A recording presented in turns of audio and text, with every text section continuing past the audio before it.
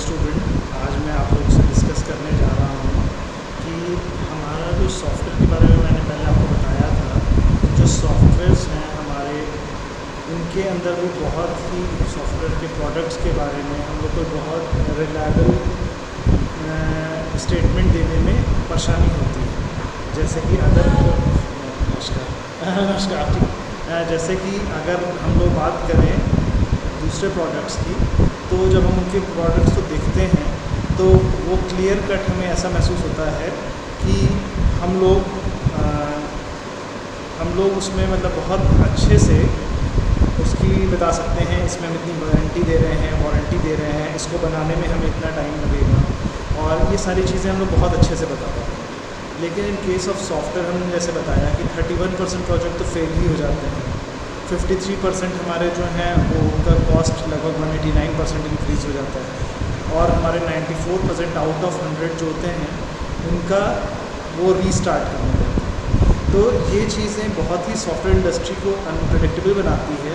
तो आज के लेक्चर में हम लोग देखेंगे कि what are the factor that are so unpredictable because of which so we can not give guarantee to a customer that this application will work without any error and within cost and within time.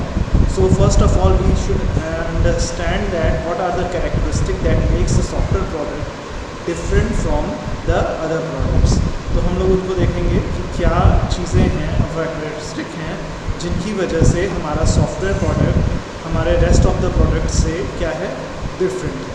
तो हम देखेंगे software की characteristics in comparison to the other programs और other industry, और उसको हम देखेंगे और उससे हमको ज़्यादा बेटर आइडिया मिलेगा कि सॉफ्टवेयर में क्या क्या इश्यूज़ होते हैं जिन्हें हमको रिजॉल्व करना पड़ता है। तो फर्स्ट ऑफ ऑल अगर हम लोग बात करें, here I have taken an example of constructing a bridge. तो ब्रिज मैंने फॉर एग्जांपल लिया है, आप ऐसे किसी भी कमर्शियल प्रोडक्ट्स का या प्रोडक्ट जिसका आप मैन्युफैक्चर किया जाता है उसको ले सकते हैं, जिसके ऊपर की गारंटी हो, वारंटी हो, टाइम कॉस्ट, ये सारी चीज़ें ज़्यादा क्लियरली प्रेडिक्ट होती हैं। तो फर्स्ट ऑफ ऑल सपोज एक एग्जांपल लेते हैं कि हमें एक ब्रिज बनाना है, तो उसका हम लोग को मालूम है कि ब्रिज में हमको क्या बनाना है। We have human kind have been constructing the bridges from around 1000 years ago. So लेकिन जब हम प्रोग्रामिंग की बात करते हैं तो ये रिलेटिवली बहुत नया इंडस्ट्री है, और इस फील्ड में हार्डवेयर, सॉफ्टवेयर और लैंग्वेजेस वाइज, फीचर वाइज बहुत तेज़ी से ही अपडेशन होते रहते हैं और हुए भी हैं। तो इसमें जब भी आप आते हैं तो many times you have to design a software in using some new language, using some new platform, using some extra features or a new database or something else like that. So there is an innovation associated with the software industry, जिसकी वजह से जब आप कोई नई चीज़ करते हैं, मैं आपको बेटर समझा सकता हूँ। सपोज़ जब आपको मान लीजिए किसी जगह आप एक रास्ते पर ट्रैवल कर रहे हो, तो अगर आपको you are well aware with the route of the through which you have to go to the destination, then you drive with in speedy way. But अगर आपको जाना है अगर आपको किसी जगह जाना है and you are not sure about the route और path you have to follow, तब आप क्या करते हैं, आप रुकते हैं, धीरे चलते हैं, आसपास वालों से क्वेरी करते हैं। There are some points at which you got confused and वहाँ पे आप अपना क्वेश्चन लेते हैं मैप से, गूगल्स मैप से या अगल बगल के लोगों से हेल्प लेके फिर आगे बढ़ते हैं। Same thing happens with the software. जब आप सॉफ्टवेयर की डिज़ाइनिंग करते हैं तो वहाँ पर क्या होता है कि वहाँ आपका जो नया फील्ड होता है, जिस चीज़ में आप लोग कुछ नयापन कर रहे होते हैं, there you are not sure about that what you should opt for, लेकिन आप वहाँ पर एक डिसीज़न लेते हैं और उसके थ्रू फिर आगे कोडिंग करना स्टार्ट करते हैं। तो सॉफ्टवेयर में इनोवेशंस या इनोवेटिव फील्ड्स बहुत ज़्यादा होते हैं, जिसकी वजह से यहाँ पर you can not work in that smooth way, और कि आप क्लियर, इसी से हमारा जो टाइम लगता है, if you are not confident enough for the new language और द प्लेटफॉर्म और द फीचर, और you have not clear about the requirement of the actual requirement of the software, then it will take time. पर bridge के case में भी हम कह सकते हैं कि बहुत तरह के ब्रिज होते हैं, but whatever bridge I can we consider, we can get an example, live example in the world. और इसकी बात हम लोग जब बात करें तो अभी हम लोग जब बात करें तो इसमें देखिए एक चीज़ और है कि आज के ज़माने में जब बात की जाए, जब आप कोई एप्लीकेशन डेवलप करते हैं तो आपके एप्लीकेशंस जो होते हैं वो आपके बहुत ही जैसे ब्रिज भी बहुत तरह के डिज़ाइन होते हैं, कैंटिलीवर ब्रिज होता है, आपका अलग अलग डिज़ाइन के ब्रिज होते हैं, हैंगिंग ब्रिज होते हैं, अलग से होते हैं।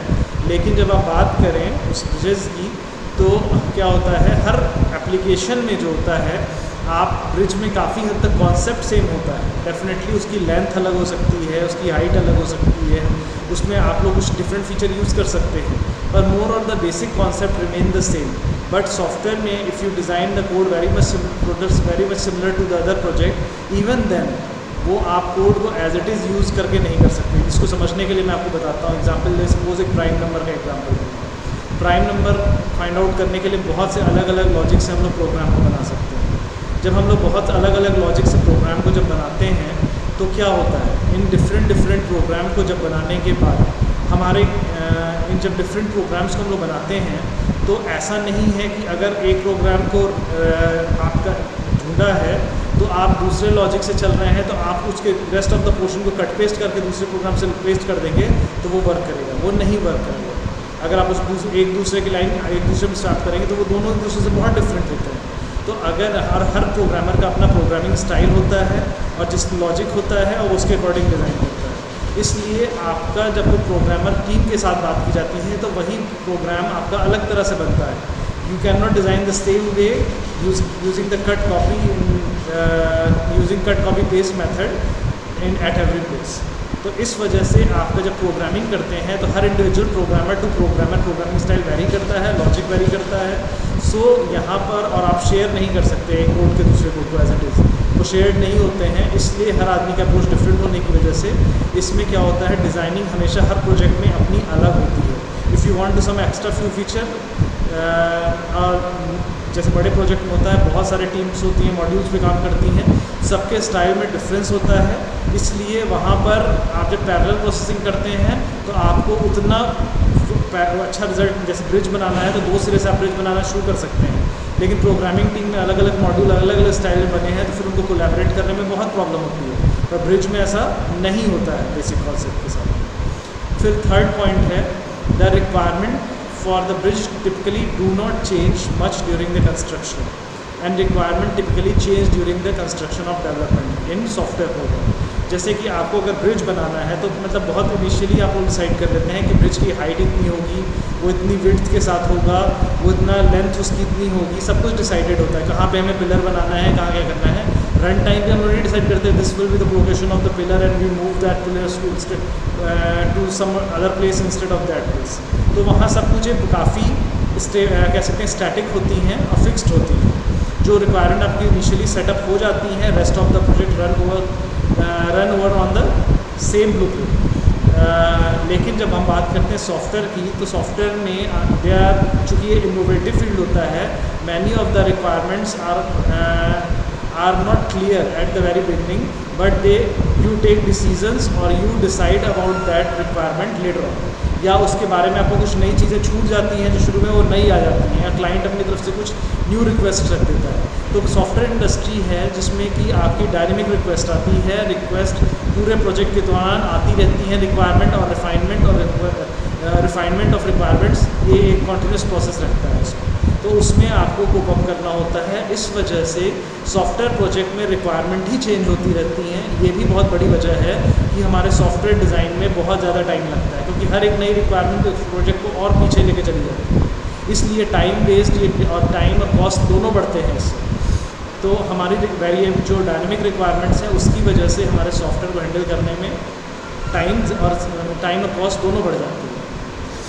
नेक्स्ट पॉइंट है, the strength and the stability of the bridge can be calculated with reasonable precision. मतलब हमारे ब्रिज की स्ट्रेंथ और स्टेबिलिटी जो है वो आप एकदम प्रिसाइसली नाप सकते हैं। They are many instruments and supportive device which can calculate the strength और predict the strength of the bridge और some other product like that, कि उसको आप मेज़र करके स्ट्रेंथ बोल सकते हैं कि this can bear that much load and the vehicle should pass with that much speed only. तो ये सब चीज़ें आप जानते हैं कि कितना उसमें वाइब्रेशन होगा। बट सॉफ्टवेयर इंडस्ट्री में there is compiler but there is no machine which can test the logic or which can find out the logical mistakes in the program। तो इस वजह से आप लोग किसी भी प्रोग्राम को आप लोग उसकी करेक्टनेस नहीं मेज़र कर सकते हैं। You can find out small bugs into it but आप उसकी करेक्टनेस को फाइंड आउट नहीं कर सकते हैं। 1000 लाइन का प्रोग्राम भी आपका एक छोटे से एरर की वजह से काम करना बंद कर सकता है।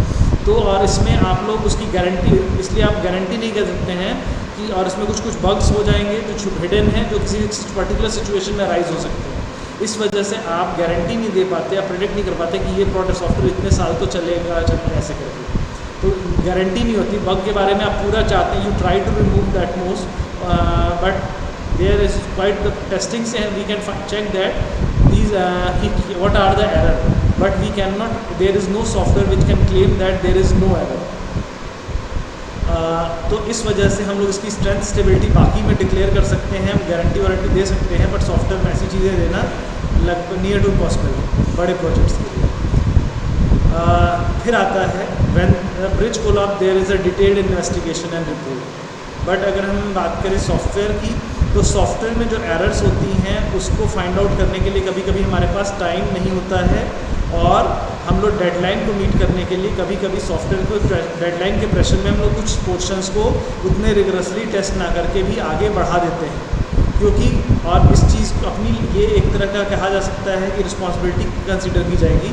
तो उसमें जो बाद में लेटर ऑन जो एरर को या पॉसिबिलिटी होती है कि यहाँ पे कुछ एरर हो सकता है, उस पोर्शन को भी डेवलपर साइड से छुपा दिया जाता है to meet the deadline, because it will take so long time to debug every code, every line of code. So sometime it happens that the programmer leave the portion undebugged and later on that could create the problem or could create the error in some situations। So इसलिए, लेकिन आप बड़े बड़े software जैसे हैं कि Windows भी है या कोई और भी हैं, तो वो भी इस तरह की गारंटी नहीं देते हैं कि हमारा सॉफ्टवेयर जो है वो हमेशा हमेशा सही काम करेगा। उसमें हमेशा टाइम टू टाइम कुछ अपडेट्स आते रहते हैं, और उन्हीं बग्स के थ्रू कभी कभी सॉफ्टवेयर्स पे अटैक भी किया जाता है। जैसे कि विंडो के बारे में आपने सुना होगा कि पहले ATM मशीन्स जो थी उसके ऊपर विंडो XP इंस्टॉल्ड था, पर 2012 ऑनवर्ड माइक्रोसॉफ्ट ने ये कहा कि we have stopped updating the Microsoft XP and we are not liable to any responsibility if in case of fraudulent activity happens over the ATM machine because of the bugs in the operating system। तो ये चीज़ें हो चुकी हैं। तो ये इसलिए software में आप लोग डेडलाइन को मीट करने के लिए आप उतना टाइम नहीं दे सकते, क्योंकि आपको डेडलाइन भी मीट करनी है, क्योंकि कॉस्ट बढ़ता है, आपको डिलीवर भी करना है टाइम से। तो टाइम और डिबगिंग के प्रोसेस दोनों एक दूसरे से कंट्राडिक्टरी चलते हैं, लेकिन आप उसमें मिड पॉइंट पे आते हैं एंड इसी से कोई गारंटी नहीं देता, क्योंकि हम क्लाइंट भी उतना वेट करने के मूड में नहीं होता है कि आज उसने सॉफ्टवेयर बनाया तो 10 साल बाद मिलेगा, वो भी अपना साल 2 साल के अंदर डिलीवरी चाहता है। फिर हम लोग आते हैं engineers have been constructing bridge for thousands year and developer have been writing the program for 50 years. तो ये भी एक बड़ा फ़र्क है कि इंजीनियर्स जो हैं, ब्रिजेस जो हैं ह्यूमन इंडस्ट्री में हज़ारों साल से बनते आ रहे हैं, और लेकिन जब हम बात करें सॉफ्टवेयर इंडस्ट्री की, तो पूरी सॉफ्टवेयर इंडस्ट्री 70-80 साल से ज़्यादा पुरानी नहीं है। तो यहाँ पर हम उतने अभी एक्सपीरियंस गेन नहीं किया है, we are not that much experienced कि हम वो सब लॉजिकल एरर या ये सब चीज़ें जो बाद में प्रॉब्लम करती हैं रिक्वायरमेंट को उतने अच्छे से समझ लेना कर पाएँ। और इस वजह से ये डेफिनेटली अदर इंडस्ट्री में जो हमको प्रोडक्ट के साथ जो मैक्सिमम प्राइस टाइम सब कुछ जो गारंटी से मिलता है, वो सॉफ्टवेयर इंडस्ट्री में आने में शायद अभी फ्यूचर में काफ़ी टाइम है। नेक्स्ट डिफरेंस है material woods stone and each techniques change slowly, और हमारे यहाँ hardware and software change rapidly. जैसे आप लोगों ने खुद देखा होगा कि कितने आपके टाइम में कितनी लैंग्वेज है, शुरू में बेसिक्स थी, पास्कल, फोर्ट्रॉन, उसके उसके बाद आप लोग की IC, C++ आई, फिर आपकी ऑब्जेक्ट ओरिएंटेड C#, .NET, जावा, अब आपके ज़माने में पाइथन, मैटलैब। तो लैंग्वेज कॉन्टिन्यूस इवॉल्व हो रही है, ऑपरेटिंग सिस्टम भी इवॉल्व हो रहा है, हार्डवेयर भी इवॉल्व हो रहा है। तो इसमें सब कुछ बहुत तेज़ी से चेंज हो रहा है। तो when you have to deal with the new things, definitely it will take time and you will take time and you do not have that much confidence or expertise on these things that you can deliver a product in a so fast manner. तो बाकी industry में जो आपके हैं constructing bridge में है, जो material है, फिजिकल मटेरियल हैं, वो सैकड़ों साल से नहीं बदले हैं, थोड़े बहुत बदले हैं, और सॉफ्टवेयर इंडस्ट्री जितना ड्रास्टिकली नहीं बदले हैं। तो वहाँ पर ये भी एक प्लस फैक्टर होता है कि चीज़ों को आप समझते हैं, जानते हैं और आपको काम करना है। तो एक बार मैं इसको शॉर्ट में फिर से बता देता हूँ। सॉफ्टवेयर इंडस्ट्री में प्रोग्राम जो होते हैं वो आपके इनोवेटिव आइडियाज़ वाले होते हैं, जिसमें आपका कॉन्फिडेंस लेवल उतना हाई नहीं होता। You have to learn and design. तो इसमें आप लर्न, टेस्ट एंड डिज़ाइन, ये सब चीज़ें करनी पड़ती है, डिज़ाइन एंड टेस्ट। तो ये प्रोसीजर की वजह से वो थोड़ा टाइम ज़्यादा लेते हैं। इसमें जो हार्डवेयर सॉफ्टवेयर हैं वो बहुत तेज़ी से बदल रहे हैं in comparison to the other material use in the other industry. So इसमें आपको नई चीज़ें सीखना पड़ता है, उस पर एक्सपर्टाइज गेन करना पड़ता है, और तब इसकी वजह से भी टाइम डिले बढ़ जाता है। और ये इंडस्ट्री बहुत रिलेटिवली नई है, इसलिए इसके पास उतना अभी एक्सपीरियंस नहीं है, उतनी तरह ज़्यादा इन्वॉल्व नहीं है जितनी बाकी इंडस्ट्रीज इन्वॉल्व हैं। इसके बाद इसमें जो कभी कभी डेवलपर डेडलाइन को मीट करने के लिए इसमें अपने बग्स को इग्नोर कर देते हैं या उसको उतने अच्छे से टेस्ट नहीं करते हैं, जो कि लेटर ऑन उसमें एरर की पॉसिबिलिटीज़ छोड़ देता है। ये भी एक वजह है कि गारंटी नहीं मिलती। और करेक्टनेस ऑफ प्रोग्राम, इसमें आपका कोई भी ऐसा सॉफ्टवेयर टूल नहीं होता जो प्रोग्राम की करेक्टनेस को मेज़र कर सके। कंपाइलर होते हैं पर प्रोग्राम की करेक्टनेस को चेक करने वाला कोई भी टूल अवेलेबल नहीं है। और सबसे बड़ा प्रॉब्लम कि इसके अंदर रिक्वायरमेंट डायनेमिक होती है, जो समय के साथ में बदलती रहती है। और every program is different from other because क्योंकि हर एक का प्रोग्रामिंग स्टाइल अलग है। There could be multiple logics to design the same program. तो इसके अंदर बहुत वैरायटी है। इसके अंदर डायरेक्ट आप कट पेस्ट करके बाकी मेथड की तरह पैरेलल प्रोसेसिंग वाला काम करने में, फिर इंटीग्रेशन करने में इसमें परेशानी होती है। ठीक है, तो इसमें हम लोग देखेंगे अब नेक्स्ट वाला एक और चीज़ें जो कुछ कैरेक्टरिस्टिक हैं उनको भी। अब हम लोग देखते हैं इसमें और क्या डिफरेंस है जो सॉफ्टवेयर इंडस्ट्री में कैरेक्टरिस्टिक्स हैं जो बाकी इंडस्ट्री से अलग हैं। तो हम बात करेंगे पहले दूसरी इंडस्ट्री की।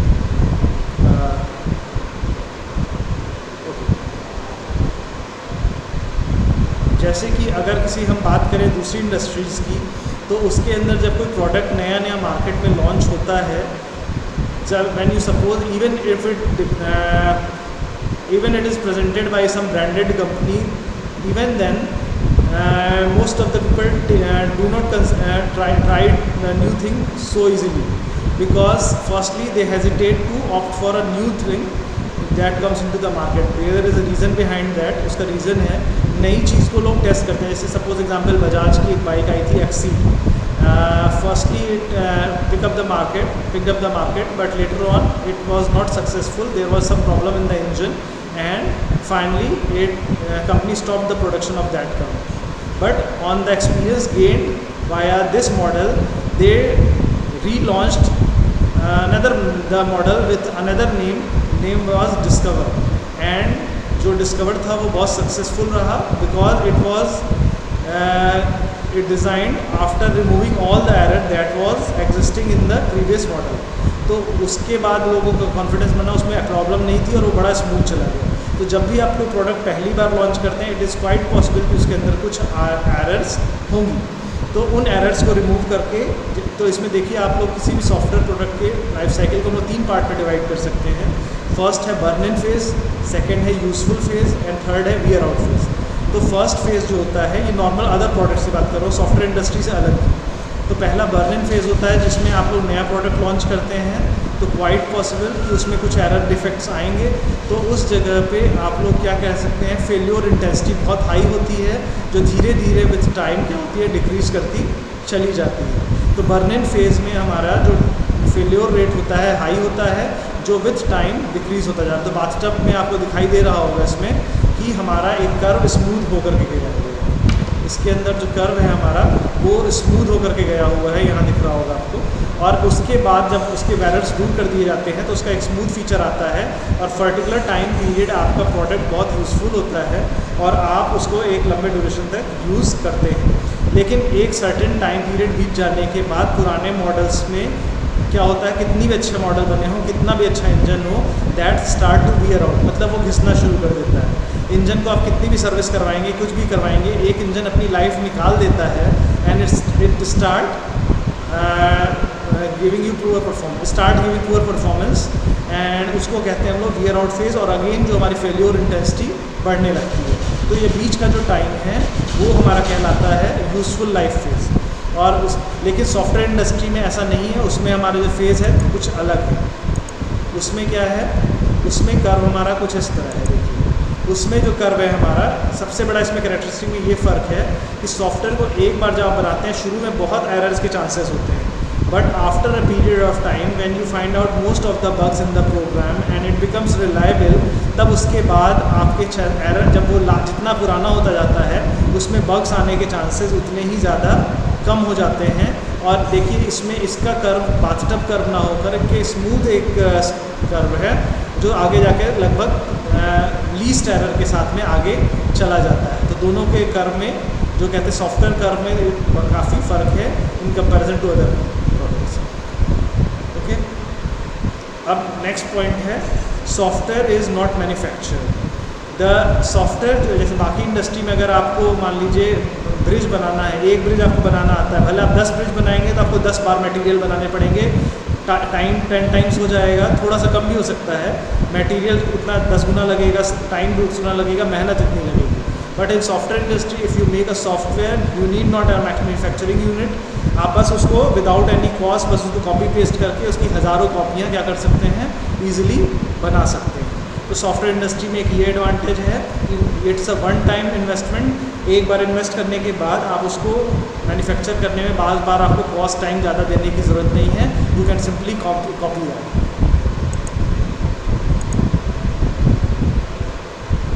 फिर reusability of component. Reusability of components में ये बात है कि आप लोग जैसे बाकी इंडस्ट्री में होता है, मान लीजिए टीवी इंडस्ट्री की बात करें तो पिक्चर ट्यूब कोई बनाता है, डिजिटल सर्किट कोई और बनाता है, सब कोई बनाता है, सबको असेंबल करके कंपनी क्या करती है, अपनी टीवी मैन्युफैक्चरिंग करती है। इस तरह से बहुत इजीली बन जाता है सब कुछ चीज़ें। अलग अलग कंपनीज अलग अलग पार्ट मैन्युफैक्चर करती है और मैन्युफैक्चरिंग यूनिट का काम मोस्टली असेंबलिंग का काम होता है, और वो असेंबली करके प्रोडक्ट को डिलीवर कर देते हैं। तो सॉफ्टवेयर इंडस्ट्री में भी इस तरह का अप्रोच शुरू हुआ है, but it is at very initial stage. अभी हम लोग केवल GUI बेस्ड फीचर को ही कंपोनेंट क्या कर सकते हैं, जैसे आप लोग पैनल, स्विचेस, बोर्ड, बटन्स, इन सबको जावा में देखा होगा, ऑब्जेक्ट ओरिएंटेड कॉन्सेप्ट, उनके कोड को डायरेक्ट कट पेस्ट कर सकते हैं। But for the rest of the program और logic you have to rewrite the code. तो उसमें आप इस तरह कट पेस्ट नहीं कर सकते। कंपोनेंट बेस्ड इंजीनियरिंग जो होती है अभी सॉफ्टवेयर इंडस्ट्री में जस्ट स्टार्टिंग स्टेट में है और ये अभी बस GUI इंटरफेस के लिए ही अवेलेबल है।